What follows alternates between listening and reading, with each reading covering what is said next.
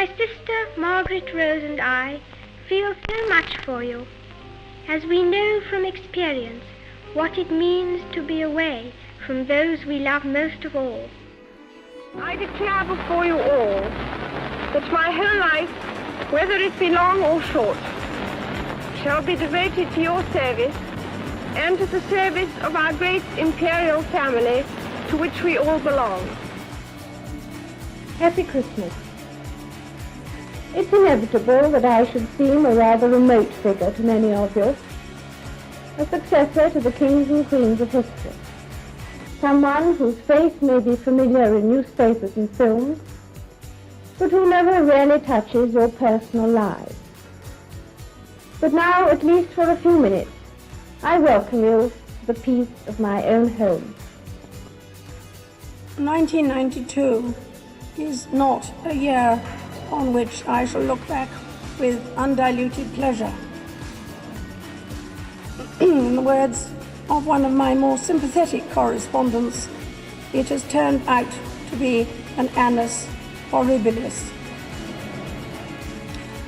I suspect that I'm not alone in thinking it so. Indeed, I suspect that there are very few people or institutions unaffected by these last months of worldwide turmoil and uncertainty. Since last Sunday's dreadful news, we have seen throughout Britain and around the world an overwhelming expression of sadness at Diana's death. We have all been trying in our different ways to cope. It is not easy to express a sense of loss, since the initial shock is often succeeded by a mixture of other feelings: disbelief, incomprehension, anger, and concern for those who remain. We have all felt those emotions in these last few days. So what I say to you now, as your queen and as a grandmother, I say from my heart. First, I want to pay tribute to Diana myself. She was an exceptional and gifted human being. In good times and bad, she never lost her capacity to smile and laugh, nor to inspire others with her warmth and kindness. I admired and respected her for her energy and commitment to others, and especially for her devotion to her two boys. I, for one, believe there are lessons to be drawn from her life and from the extraordinary and moving reaction to her death. All too often, I fear Prince Philip has had to listen to me speaking. Frequently, we have discussed my intended speech beforehand, and as you will imagine, his views have been expressed in a forthright manner. He is someone who doesn't take easily to compliments, but he has quite simply been my strength and stay all these years. And I and his whole family, and this and many other countries, owe him a debt greater than he would ever claim, or we shall ever know. I believe I was last here in 1957. 2,500 delegates and their wives rose to greet the Queen. They represented 82 member nations. Since then, I have traveled widely and met many leaders, ambassadors, and statesmen from around the world. I address you today as Queen of 16 United Nations member states and as head of the Commonwealth of 54 countries. In tomorrow's world, we must all work together as hard as ever if we are truly to be United Nations.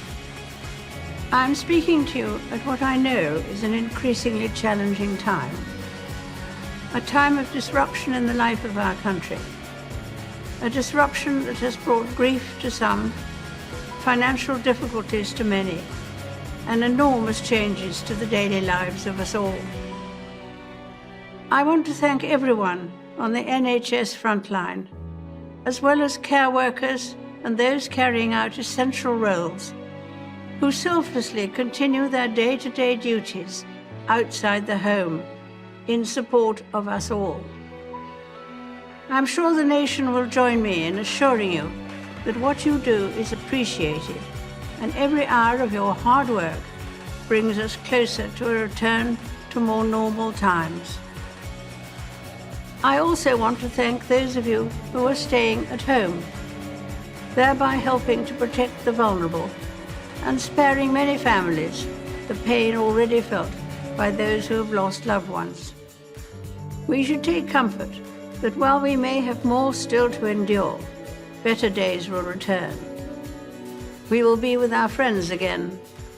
We will be with our families again. We will meet again. But for now, I send my thanks and warmest good wishes to you all. Remarkably, a year that has necessarily kept people apart has in many ways brought us closer. Across the Commonwealth, my family and I have been inspired by stories of people volunteering in their communities, helping those in need. In the United Kingdom and around the world, people have risen magnificently to the challenges of the year, and I'm so proud and moved by this quiet, indomitable spirit. We continue to be inspired by the kindness of strangers and draw comfort that even on the darkest nights, there is hope in the new dawn. I have spoken before of my deep and abiding affection for this wonderful country, and of the many happy memories Prince Philip and I always held of our time here. It is often said that it is the people that make a place, and there are few places where this is truer than in Scotland, as we have seen in recent times. We all know of the difficult circumstances that many people have encountered during the last 18 months. However, alongside this, there have been countless examples of resilience and goodwill. It is a source of great pride to me that the leading role my husband played in encouraging people to protect our fragile planet lives on through the work of our eldest son, Charles, and his eldest son, William. I could not be more proud of them.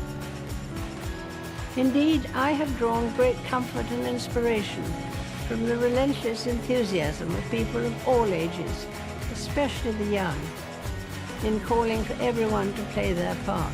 Of course, the benefits of such actions will not be there to enjoy for all of us here today. None of us will live forever.